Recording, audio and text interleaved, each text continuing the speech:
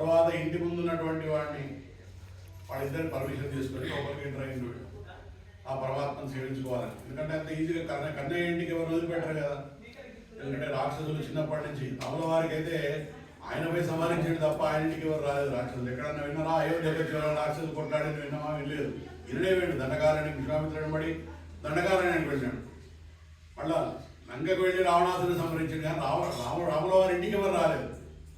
కృష్ణయ్య ఇంటికి అట్లా కాదు. ఈయన పుట్టినప్పటి నుంచి ఏదో రాక్షసుడు ఏదో రూపంలో వస్తున్నాడే. శకటాసురుడు బండి చక్రం రూపంలో వచ్చిండు. పాతాసురుడు కుపిత్తాసురుడు చిన్న ఆవుల రూపంలో వచ్చింది. ఆవుల రూపంలో వస్తే ఆయన అక్కడ చిత్రం అన్నమాట. ఆవులని ఈయన కన్నయ్య తన తోక పట్టుకొని ఆ చేతితో తీసి ఎగిరి తీసుకొట్టిండు ఆవుడు. ఆవుడు అంటే ఇష్టంగా తినకు వచ్చి సమరంగా తీసుకుపోయి వీళ్ళ ప్లాన్ ఏమిటంటే ఇద్దరు రాక్షసులు వస్తారు. ఒక రాక్షసుడు ఏమంటే చెట్టు రూపంలో వస్తుంది, ఒక రాక్షసుడు ఆవుడు రూపంలో వాతాసుడు కుపిత్తాసుడు. ఈ ఆవుడు వెంట అయినా పోతూ ఉంటే అక్కడ ఆ చెట్టు ఏమంటుందంటే ఈ చెట్టుకి తీసుకురా అక్కడ నేను ఆయన పడతా ఆయన సంహరిద్దాం అనుకుంటారు కృష్ణుడిని. అట్లా సంహరించిన వాళ్ళు ఇటువంటి వాళ్ళందరూ వస్తున్నారు కాబట్టి ఈయన ఇంటికి అందరికి ఎంట్రీ లేదు. కృష్ణ పరమాత్మ ఇంటికి అందరికీ రావడం కుదరదు. మరి కృష్ణ పరమాత్మ ఇంటికి అందరు రావడం కుదరదు కాబట్టి మరి అటువంటిప్పుడు నందగోపుల వారిని మొదల ఆ ద్వారపాలకులను అడిగి తర్వాత నందగోపుల వారిని నిద్రలేపింది. అంబరమే తండ్రిరే అంటే నందగోపుడు నిద్రలేపడం ఎట్లా? అయ్యా వస్త్రదానం కొరకే పుట్టినటువంటి నందగోపుడా. అంబరం అంటే వస్త్రం. వస్త్రదానం అంటే ఏమిటిది? చాలా మటుకు మనందరం కూడా చేస్తాం. ఒక్కసారి ఏమిటి సరిపోతలేదు అని చెప్పి సంఘాలకు ముందు తీసుకుపోయి ఎవరికో ఇచ్చేస్తామని మనకు సరిపోవి బాధైనవి. అది కాదు వస్త్రదానం అంటే. వస్త్రదానం అంటే కొత్తది చేయడం వస్త్రదానం. మనం వాడినవి మనకి పైరాలనుకున్నవి ఇంకోరికి ఇచ్చేవి కట్టుకుంటాడు కదా, అది ఇచ్చేది కాదు. అట్లనే కొన్నిసార్లు ఇళ్ళలో పెళ్లిళ్ళు చేసినప్పుడు చుట్టాల కోసం తెచ్చి పెడతారు చూడండి, అది వస్త్రదానం కాదు. అంటే వాడు దుకాణంలో పోయి అడుగుతాడు, కట్టుకునేటందుకా పెట్టేటందుకా అని అడుగుతాడు. దుకాణం కూడా అడుగుతున్నాను మొదలే. ఎందుకంటే కట్టుకునేందుకంటే కాస్ట్లీ, పెట్టుకునేందుకంటే లెంత్ వేరే ఉండదు, అది దండ ఉపయోగం ఉండదు దానివల్ల. అంటే సాధారణంగా ఎగ్జాంపుల్ చెప్తుంటారు, జాకెట్ బట్టలు పెట్టాలని. ఒక మీటర్ పెట్టి జాకెట్ బట్ట పెడితే జాకెట్ వస్తుంది. పెట్టేటందుకంటే 60 సెంటీమీటర్లే ఉంటుంది అది వెహికల్. అంటే ఒకరి నుంచి ఒకరింటికి పోయి లాస్ట్ మన ఇంటి వంటికి వస్తుంది అన్నమాట. అది వీడియో పెట్టి లాస్ట్ మన ఇంటికి వస్తుంది అనమాట. అట్లా ప్రతి చేసేది వస్త్రదానం కాదు. వస్త్రదానం అంటే మనము కొత్త వస్త్రం. ఇక్కడ వస్త్రం అంటే ఏమిటంటే ప్రధానంగా అన్నిటికంటే దేవతలకు, రాక్షసులకు, మనుషులకు, ముగ్గురికి బ్రహ్మదేవుడు ఒకసారి ఒక వరం ఇచ్చినట్టు. ఏమిటంటే మొత్తం దేవతలు పోయినాడు బ్రహ్మదేవుడు దగ్గర. అయ్యా మేమేం చేస్తే మాకు ఈ మేము చేస్తున్నటువంటి అన్ని కర్మల నుంచి విముక్తి లభించి మాకు మోక్ష మార్గం చెప్పుకోండి. బ్రహ్మదేవుడు ఒకటే పదం అంట, ద. ఇదేమిటంటే అర్థమైంది వెళ్ళిపోతాడు. వాడు పిలుస్తున్నాడు, ఏమర్థమైంది? ఒక డానే ఏమనలే కదా అంటే వాళ్ళు అంటారట, మాకు లేనిది చెప్పినప్పుడు మా దగ్గర ఏం లేదు అదే చెప్తావు కదా. మాకు లేనిది ఏమిటంటే మాకు ఇంద్రియ నిగ్రహణం లేదు అంటారట దేవుడు. అందుకనే ఈ దేవతలకు ఎప్పుడు అత్యాశ, మేనక, ఊర్వశి పరిగెడుతుంటారు. అది లేదు, ఇంద్రియ నిగ్రహం తెచ్చుకోండి అన్నా అని అనిపోయింది. రాక్షసులు వస్తున్నాడు. అట్లా బ్రహ్మదేవుడు దేవుడు అందరికి ఈక్వల్ కదా. మన రాక్షసులకు మాకు ఇవ్వవా, వాళ్ళకి ఇచ్చి సమానంగా మాకు ఇవ్వాలి అన్నాడు. రాక్షసులతో మళ్ళీ ఆయన దా అన్నాడు. వీడు బయలుదేరినాడు. ఏమయ్యా వాళ్ళ మీద చెప్పిన వాళ్ళు వెళ్ళిపోయిండు, మీకేమర్థమైందయా అన్నాడు. వీడు అన్నాడా, మాకు లేనిదేమిటి దయ. కాబట్టి మాకు చెప్పిన దా దయ, వాళ్ళకి చెప్పిన దా వేరే. ఇక వీడు పోయి మాకు దయ లేదు కాబట్టి, దయ ఉంటే రాక్షసులు మనుషులు. మనందరం రాక్షసులమే ఎప్పుడప్పుడు. ఎందుకంటే మన చుట్టూరు పరిసరాల్లో అప్పుడప్పుడు మనం కూడా దయ లేకుండా ప్రవర్తిస్తాం కదా. రాక్షసుడు అనేది వేరే వాళ్ళు ఎక్కడో ఉండేటోడు కాదు, మన ప్రవృత్తి. దయ లేకపోవడం, మనకి ఎప్పుడెప్పుడు దయ లేదో అప్పుడప్పుడు మనం రాక్షసులమే. కాబట్టి దయ ఉండాలి. ఇక రాసి మనుషులు వేరు, రాక్షసులకి ఇస్తే వాళ్ళకి ఇస్తే మాకు లేదా అంటే మనుషులు అడిగి వీళ్ళు కూడా బ్రహ్మదేవుడు వెళ్ళాడట. దా వీళ్ళు కూడా బయలుదేరినాడు. ఏమయ్యా ఏమర్థమైంది మీకు అంటే దత్తం అంటే మనిషికి ఉన్న స్వభావం ఏంటంటే ప్రపంచంలో ఉన్నంత నాకే కావాలి, ఒకటి ఇయ్యాలని మాత్రం ఉండదు. దత్తం అంటే దానం చేయడం. కాబట్టి ఈ మనుష్య జన్మ పొందినప్పుడు మనకు ఉన్నటువంటి అత్యంత గొప్ప విషయం ఏంటంటే మనం దానం చేయగలం. వేరే ఏ క్రిమి కీటకు కానీ జంతువు కానీ దాన్ని దానం చేసి ఎక్కడుంది సౌలభ్యం. కాబట్టి ఆ భగవంతుడికి ఆ దానం చేసేవాడు అంటే అంత ఇష్టం. అందుకని దానం చేయాలి. అందుకని నందగోపుడు నిద్రలేపినప్పుడు నందగోపాల దానం నీరు వస్త్రము భోజనము దానం చేసే నందగోపాల నిద్రలేవు అంటాడు. ఒకసారి చలవతి చెప్తారట, ఒక పెద్ద ఊరికి ఒక జమీందారు ఉంటాడు. ఆయన ఏంటంటే రోజుకి ఎవరు వచ్చినా అందరికి భోజనాలు పెడతాడు. అయితే ఒక పెద్ద మనిషి వచ్చినాడు. వచ్చి అక్కడ ఉన్నవాళ్ళకి చెప్పినట్ట, భోజనం అయిపోయిందంటే కొద్దిగా మళ్ళీ చేసి పెట్టు అన్నాడు. చేసినట్టు ఎవరా మళ్ళీ చేసి పెట్టాలని అడుగుతున్నావు, ఇంతకు నువ్వు ఎవరు అంటే ఇవో మీ దానం చేస్తున్న యజమానికి నేను షడ్డకుని అన్నాడు. వీడు కిందోడు పోయి యజమానికి ఇప్పుడు అయ్యా మీ షడ్డకుల వాడు చక్కగా దానం చేసిపోతుంది అన్నాడు. నాకెక్కడ షడ్డకుడు అయ్యా, నా భార్య చెల్లెలు లేరు, నా షడ్డకులు ఎక్కడ ఉన్నారు అన్నాడు. మొత్తం ఆయన వచ్చినట్టు వచ్చాయని నాకు షడ్డకుడు అని చెప్పినవాడు, నా భార్య చెల్లెబడుతుంది అని చెప్పినవాడు, నా భార్య చెల్లెలే లేకపోయా నువ్వు ఎక్కడి నుంచి ఎదివా అన్నాడు. అయ్యా మీరు అట్లా అంటే ఎట్లా, మీరు డబ్బు గలవారు అంటే మీ భార్య లక్ష్మీదేవి, లక్ష్మీదేవి చెల్లెలేవు దరిద్ర దేవత జ్యేష్ఠాదేవి, నా భార్య నేను దరిద్రుడిని ఏం చెప్పుకున్నాడు. అట్లా దరిద్రుడిని అని చెప్పే బదులు నీకు లక్ష్మీదేవి చెల్లెలకి పడతని జ్యేష్ఠాదేవికి పడతని అని చెప్పుకున్నాడు. అంటే దానం యొక్క మహత్వం అట్లా ఉంటుంది. దానం ఇచ్చేవాడు కూడా ఎందుకు వచ్చిన వాడు ఎందుకు వచ్చిన వాడు ఆపలేదు. అక్కడ వచ్చి వాడు అడిగి ఎందుకు నీవు ఎవరివి అని చెప్పేసి. అట్లా నిన్నటి భాషలో ఏం చేస్తారంటే మొదట నందగోపుల వారు నిద్రలేపిందమ్మ, తర్వాత యశోదమ్మ నిద్రలేపి. ఇక్కడ నందగోపుడు అంటే మన గురువు. నందస్య గోపదీతి ఇది నందగోప. గోప నందస్య అంటే నందం అంటే రెండు అర్థాలు ఉన్నాయి. ఒకటి మంత్రం, రెండవది నందం అనగా సర్వ సంపదను కాపాడేవాడు. సంపద అంటే అక్కడ గోపాలకులంలో ఉన్నటువంటి అంత సంపదగా కాపాడేవాడు నాయకుడు. ఆయన ఉండడం వల్లే అవన్నీ సురక్షితంగా ఉన్నాయి. వాటన్నిటినీ కాపాడేవాడు అటువంటి నందగోపుల వారిని లేపు అని నేను పాసుకున్నాడు. అలా అడిగి తర్వాత యశోదమ్మని లేపి మూడో మంచంలో కన్నయ్య పడుకున్నాడు. ఈయన దగ్గరకు వచ్చి పాడింది ఈయన కన్ను ముందు వస్తున్నాడు. ఈయనతో లాభం లేవడి పరమాత్మ ఏం తప్పు చేశారు ఇక్కడ అంటే బలరాముడు నిధులు లేకుండా కన్నయ్య నిధులు లేకుండా. నేను చెప్పిన లాస్ట్కి బలరాముడు ఎవరు? బలరాముడు ఆదిశేషుడు, సాక్షాత్ ఆదిశేషుడు అవతారం. అంటే పరమాత్మ యొక్క సేవకుడు. పరమాత్మ యొక్క సేవకుడి నిద్ర లేకుండా నేరుగా పరమాత్మ దగ్గరికి వెళ్తే పరమాత్మ దయ లభించదు. కాబట్టి మళ్ళా తెలుసుకొని ఆ బలరాముని నిద్రలేపి నీవు లేచి మా ఇంట రావాల్సింది అని చెప్పి వీళ్ళందరూ వాళ్ళందరూ నిద్రలేపిన క్రమం నిన్నటి భాష. ఈ రోజు భాష అత్యంత ముఖ్యమైనది. ఈ రోజు భాషలు విన్నవాళ్ళు ఎవరైతే ఉన్నారో వాళ్ళంతా ఆ మహాలక్ష్మి అనుగ్రహ పాత్రలు అవుతారు. ఎందుకంటే మొత్తం ఈ తమిళ దివ్య ప్రబంధంలో మొత్తం 4000 పాశురాలన్నీ. అందులో భగవంతుడి పేరు లేకుండా ఒక్క అమ్మవారి గురించి రాసిన పాశం ఇది ఒకటి. సంపూర్ణ కటాక్ష అమ్మవారు లభించే పాశం ఇది ఒకటి. కేవలం అమ్మవారి గురించి కూడిన భాష. ముందు మదగళిత ఊడాద తోల్వడియం నందగోపాలన్ పరమగళే నప్పిన్నాయ్ అంటే ఇక్కడ ఏమంటున్నారంటే నందగోపుడి యొక్క కూడల. నందగోపుడి యొక్క కూడల ఎటువంటి నందగోపుడు?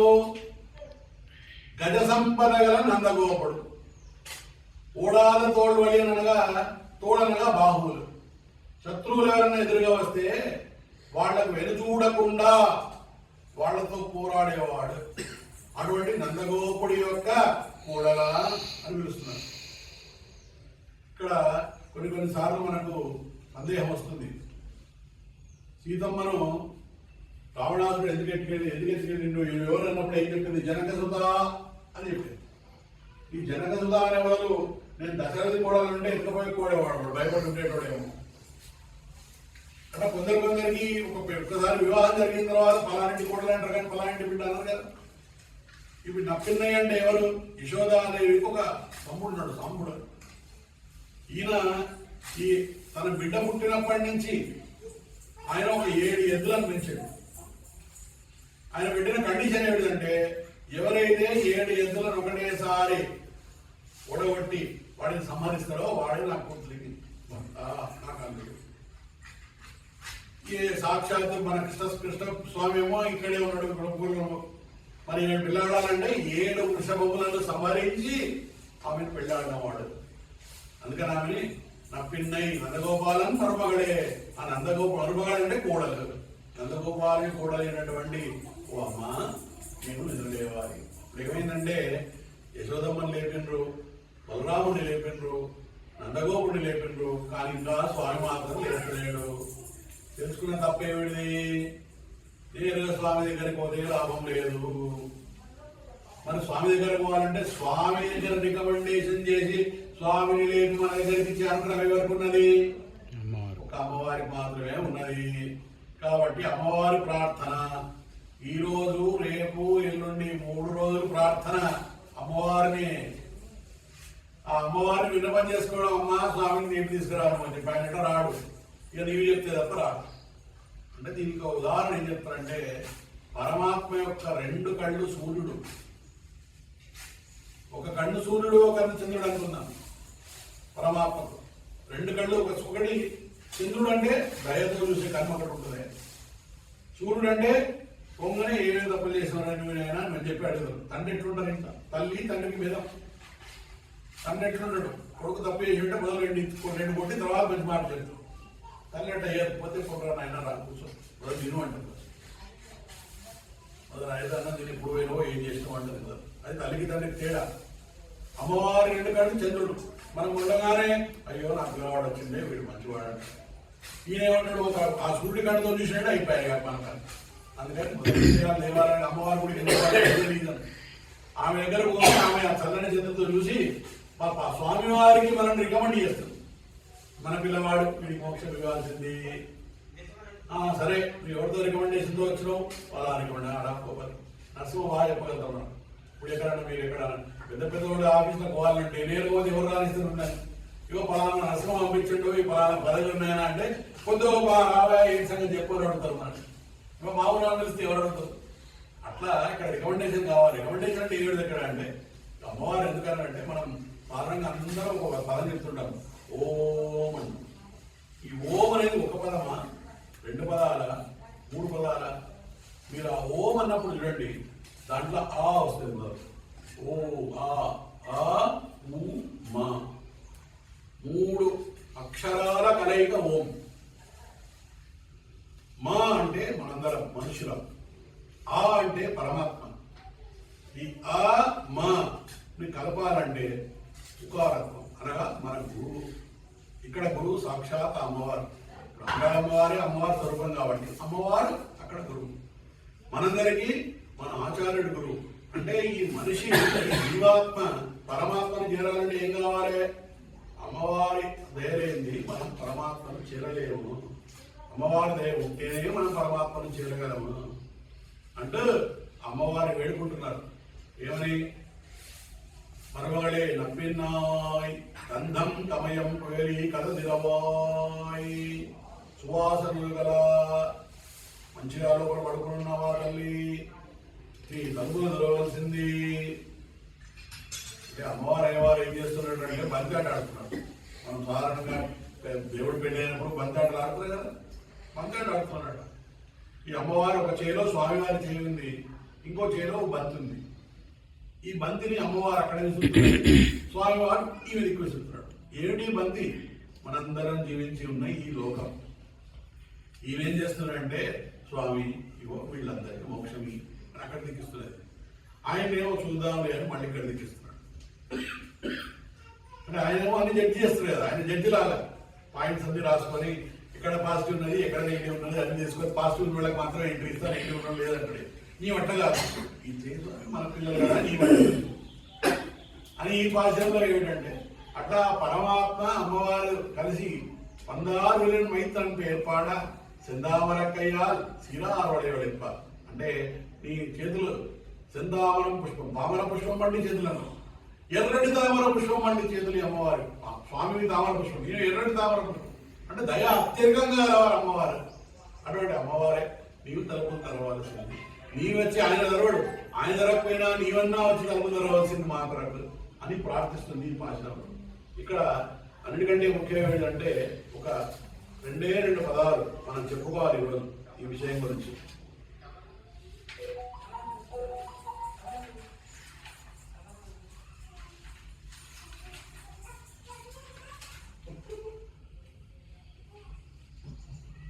మనం చాలాసార్లు చూసింటాం, మన సంబంధం చెప్పుకున్నాం, అమ్మవారు కోడలుగా పిలువబడుతుందని. అందరు తిరుపతి పెడతారు వీళ్ళందరూ కూడా. వెళ్ళినప్పుడు అక్కడ ఒక పెద్ద పూల తోట ఉంటుంది అంటే దాన్ని ఆనందాంబిళ్ళై తోట అని. భగవద్ రామానుజుల వారి దగ్గర ఆ కాలంలో దగ్గర 1400 మంది ఉంటారు. ఇప్పుడు తిరుపతి వేరే బస్సులు ఉన్నాయి, ట్రైన్లు ఉన్నాయి, అన్ని మనం పోతున్నాము, బండిలో పోయి పోతున్నాం, ఘాట్ రోడ్లు ఉన్నాయి. అప్పుడు తిరుమల అంటే ఎట్లుండదు, 7 పర్వతాలు దాటి అరణ్యం ఎక్కడో రేపు కూడా ఉన్నది. రామానుజుల వారి కాలంలో రామానుజులు అడిగినాడు అక్కడ ఉన్నవాడు, ఎవరయ్యా మీరు ఎవరైనా స్వామి సేవకు వెళ్తారా అని అడిగినాడు. ఒకరు ముందు రాదు, ఒక ఆయన ముందుకు వచ్చాడు. వారే ఆనందాంబిళ్ళై. ఆనందాంబిళ్ళై వంశస్థులు అంటే ఎవరంటే మన పెద్దమ్మ గారు, వాళ్ళ తల్లిగారింటి కూడా ఆనందాంబిళ్ళై వంశస్థులు. వాళ్ళు ఆయన మొట్టమొదటి అక్కడికి వెళ్ళి ఆయన అక్కడ సేవ చేసుకున్నాడు. ఆ స్వామికి ఆ కాలంలో సేవ చేసింది. అయితే ఆయన సేవ చేస్తున్నప్పుడు రోజు ఏమైందట, కొంచెం పూలు పండుతున్నాయి, సాయంత్రం వరకు పూలు ఉంటున్నాయి, పొద్దున వచ్చేసరికి పూలని కింద పడుతున్నాయి. అసలు ఏమో ఉండే పూలు పొద్దునేసరికి కింద పడుతుంది. నేనేమో స్వామి కొరకు చేస్తాను, ఏమి పూలు కనిపిస్తున్నాయి, ఎక్కడ పోయినాయని ఆశ్చర్యపోయినాడు. ఇట్లయితే లాభం లేని ఒక రాత్రి వచ్చినాడు. ఒక రాత్రి రాగానే ఒక 2 యువ జంట, ఎవరు సాక్షాత్ అది శ్రీనివాసుడు, ఆ అమ్మవారి, ఇద్దరు అక్కడ ఉండి ఆ పూలతో ఆడుకుంటున్నారు. వాడు ఎవరు అని చెప్పి వాళ్ళు చెప్తే స్వామివారు తప్పించుకుంటాడా వెళ్ళిపోయినా ఈ అమ్మవారు దొరికింది, చేయి పట్టుకుంటా అమ్మవారిని అంటే. అప్పుడు ఈయన అడిగి ఎవరమ్మా నువ్వు అంటే, ఆనందాంబిళ్ళై స్వామి, నన్ను గుర్తుపట్టలేదా, నువ్వెవరు అంటాడు. గుర్తుపట్టు అన్నిటికి కారణం నేను, నువ్వు ఇక్కడ ఉండడానికి కారణం నేను అని చెప్పి ఆమె చెప్తున్నప్పుడు అప్పుడు గుర్తించి మరలా స్వామివారు వస్తే స్వామివారికి ఆ తన కూతురు నుంచి కన్యాదానం చేసింది. అందుకని ఆ ఆనందాంబిళ్ళై వాళ్ళు ఇప్పటికి కూడా సంవత్సరంలో 2 సార్లు ఈ సాక్షాత్ శ్రీనివాస పెరుమాడు అక్కడ తోటకు వెళ్ళి అక్కడ కళ్యాణోత్సవం జరుగుతుంది 2 సార్లు సంవత్సరంలో, దీని గుర్తింపుగా. అట్లాగే మన భగవద్ రామానుజుల వారు ఒకసారి వారి గురువు గారి ఇంటికి వెళ్తున్నారు. అంటే ఇది ఎందుకు చెప్తున్నా ఈ పాఠం అంటే మీకు చాలా ముఖ్యమైనది. ఆ కాలంలో సన్యాసాశ్రమం స్వీకరించిన వాళ్ళు ఎవరన్నా ఏదైనా భిక్ష పెడితే అది తీసుకొని తినాలి. ఆ భిక్ష పెట్టిన దాంట్లో కూడా ఎవరైనా కారమో ఉప్పు వేస్తే తీసి పక్కన పెట్టి ఏం లేదు తినాలి. అప్పుడే సత్వగుణం ఉంటుంది మనకి. ఆయన తీసుకుంటే ఒకరోజు ఒక గురువుగారి ఇంటి ముందరికి వెళ్ళంగానే వాళ్ళ గురువు గారి కూతురు వచ్చి తలుపు తెరిచాడు. ఆమె చూడగానే నేను ముచ్చపోయాడు.